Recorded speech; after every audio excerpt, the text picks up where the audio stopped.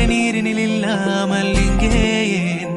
இருமேகலை பாதங்கள் மண் மீது புண்ணாவதேன் ஓரோவியம் காகிதம் கொள்ளாமல் இங்கே ஏன் அதன் ஆயிரம் ஆயிரம் வண்ணங்கள்